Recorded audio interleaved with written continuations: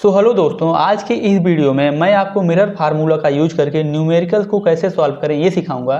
साथ ही में आपकी जो सबसे बड़ी प्रॉब्लम है साइन कन्वेंशन, यानी यू की वैल्यू किस मिरर में नेगेटिव होती है, यानी कॉन्वेक्स में नेगेटिव होती है या कॉनकेव में नेगेटिव होती है।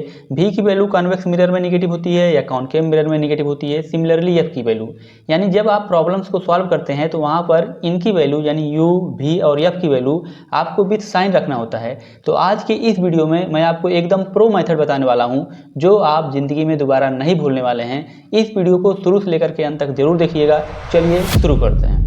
सबसे पहले हम लोग बेसिक मेथड सीख लेते हैं, फिर हम लोग प्रो मेथड सीखेंगे। देखिए यहाँ पे आपका चाहे मिरर हो या आपका लेंस हो, कुछ भी हो सकता है, लेंस भी हो सकता है, मिरर भी, उससे कोई आपका दिक्कत नहीं होने वाला है। इसके राइट साइड में आप हमेशा पॉजिटिव लेंगे, यानी अगर आपका इमेज इधर बन रहा है, फोकस इधर है, तो आप पॉजिटिव लिया जाएगा। और अगर इधर लेफ्ट साइड में है, यानी आपकी जो ऑब्जेक्ट की पोजीशन है, आपका जो इमेज है या आपका जो फोकस है वो इस तरफ है, तो आपका इधर क्या लिया जाएगा, नेगेटिव लिया जाएगा। और अगर आपकी इमेज सीधी बन रही है यानी इरेक्ट बन रही है तो वो वैल्यू पॉजिटिव ली जाएगी।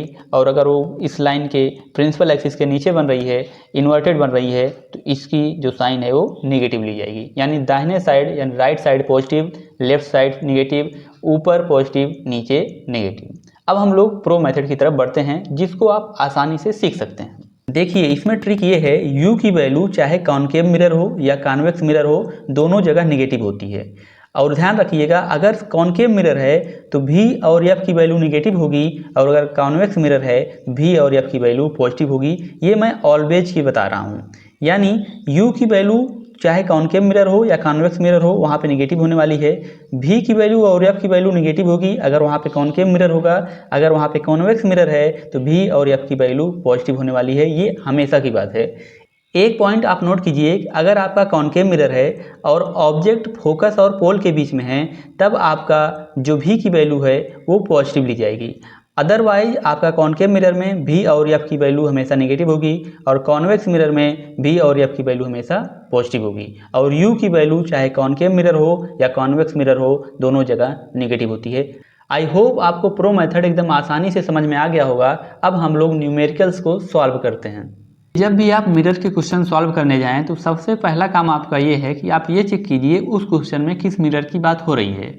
जिस भी मिरर की बात हो रही है आप राइट साइड में इस तरीके से छोटा सा अपने लिए लिख लीजिए।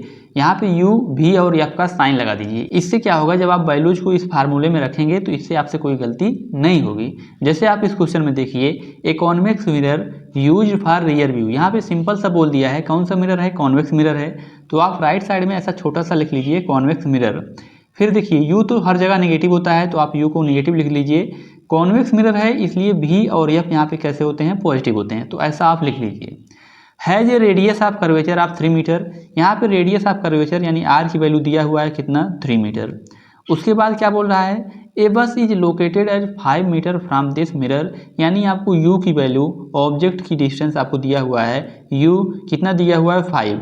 अब देखिए यू तो कैसा होता है, नेगेटिव होता है हर जगह, तो आप 5 के सामने क्या लगा दीजिए, माइनस लगा दीजिए। अब देखिए आपको सबसे पहले क्या निकालना है, एफ, क्योंकि एफ आपको यहाँ पे पुट करना है। तो एफ और आर में एक रिलेशन होता है, आप जानते हैं, F is equal to R by 2 ना। फोकस जो होता है वो रेडियस का आधा होता है। तो आर की वैल्यू दिया हुआ है कितना, 3 मीटर। 2 से भाग करेंगे तो ये आपका हो जाएगा एफ की वैल्यू 1.5 मीटर। अब आपके पास यू की वैल्यू भी है और एफ की वैल्यू भी है। बस ध्यान ये रखिए कि कॉन्वेक्स मिरर में एफ की वैल्यू कैसी होती है, पॉजिटिव, तो यहाँ पे हम कैसा रखेंगे, पॉजिटिव ही रखेंगे। अगर यहाँ पे एफ की वैल्यू निगेटिव होती तो हम यहाँ पे निगेटिव रखते, लेकिन कॉन्वेक्स मिरर में एफ की वैल्यू पॉजिटिव होती है तो पॉजिटिव ही यहाँ पे फार्मूले में सीधा वो रखा जाएगा। अब हम फार्मूले में यू और एफ की वैल्यू रखते हैं और भी की वैल्यू निकालते हैं। देखिए ये आपका हो जाएगा 1/1.5 इक्वल टू 1/में भी, क्योंकि भी तो हमको निकालना ही है, प्लस 1/यू, यू की वैल्यू माइनस में 5। आपको इस तरीके से लिखना है। अब देखिए क्या हो जाएगा, यहाँ पे u की वैल्यू चूंकि नेगेटिव है तो ये माइनस और ये प्लस यहाँ पे मिल करके क्या बना देगा, माइनस। यानी ये आपका हो जाएगा 1/1.5 इक्वल टू 1/में भी माइनस में 1/5। अब आप नंबर्स को एक तरफ कर लीजिए तो ये आपका हो जाएगा 1/में भी इक्वल टू 1/1.5 प्लस में 1/5। तो जब आप इसको क्रॉस मल्टीप्लिकेशन से सॉल्व करेंगे तो ये आपका हो जाएगा 5 प्लस में 1.5 डिवाइड बाई 7.5 ना। इसको अच्छे से सॉल्व कर लेते हैं तो ये आपका हो जाएगा 1/v इक्वल टू 6.5 और डिवाइड बाई 7.5, यानी अगर हम लोग पॉइंट को हटाएंगे तो ये आपका हो जाएगा 65 डिवाइड बाई 75। इसको और अच्छे से काटेंगे तो ये आपका बन जाएगा 13 डिवाइड बाई 15, 5 से कट जाएगा। अब देखिए 1/v की वैल्यू 13/15 है तो v की वैल्यू कितनी हो जाएगी, तो v की वैल्यू हो जाएगी आपकी 15/13। कितनी हो जाएगी 15/13, या इसको ऐसे भी लिख सकते हैं 1.1 और आपका हो जाएगा 5 ना। तो v की वैल्यू कितनी हो जाएगी 1.15 मीटर। देखिए v की वैल्यू पॉजिटिव आई है, इसका मतलब ये है कि इमेज जो है मिरर के पीछे बना हुआ है। अब कॉनकेव मिरर का ये क्वेश्चन सॉल्व कर लेते हैं। An object is placed at 25 cm in front of a concave mirror of focal length 15 cm।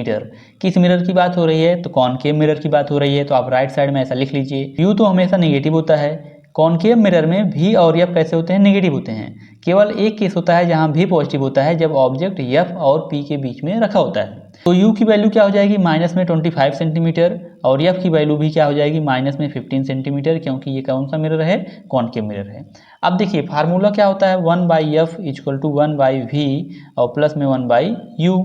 तो देखिए यहाँ पे आपको क्या निकालना है, क्या है v निकालना है, यानी इमेज कहाँ पे बना हुआ है।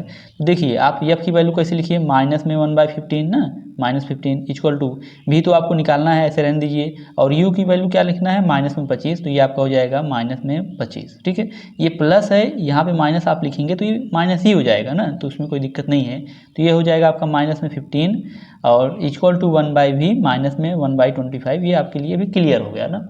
अब देखिए नंबर्स को एक तरफ कर लीजिए और v को एक तरफ, क्योंकि आपको v को निकालना है। तो ये आपका हो जाएगा 1/v इक्वल टू 1/25 और माइनस में 1/15, राइट। अब एलसीएम लेकर के हम लोग इसे सॉल्व कर लेते हैं। तो 25 और 15 का एलसीएम हो जाएगा 75। तो इसको आप ऐसे लिखिए 1/v इक्वल टू 25 3 आपका 75 होता है और आपका 15 5 जो आपका 75 होता है। इस तरीके से ये हो जाएगा और डिवाइड बाई 75। 25 और 15 का एलसीएम हुआ 75, 25 3 75 और 15 5 75। तो ये आपका हो गया माइनस में 2, क्योंकि 5 बड़ा है 3 से, तो 5 माइनस में 2 डिवाइड बाई 75 ना। यहाँ से आपका हो जाता है 1/v इक्वल टू माइनस में 2 अपान में 75। तो v इक्वल टू माइनस में 75 डिवाइड बाई 2, इसको आप लिख सकते हैं 37.5 और ये क्या है आप माइनस में, यानी v की वैल्यू कितनी आ गई माइनस में 37.5 सेंटीमीटर। अगर आपको ये प्रो मेथड समझ में आया हो तो वीडियो को लाइक कर दीजिए, अपने दोस्तों के बीच में जरूर शेयर कीजिए। चैनल पर नए हैं तो चैनल को सब्सक्राइब कर लीजिए।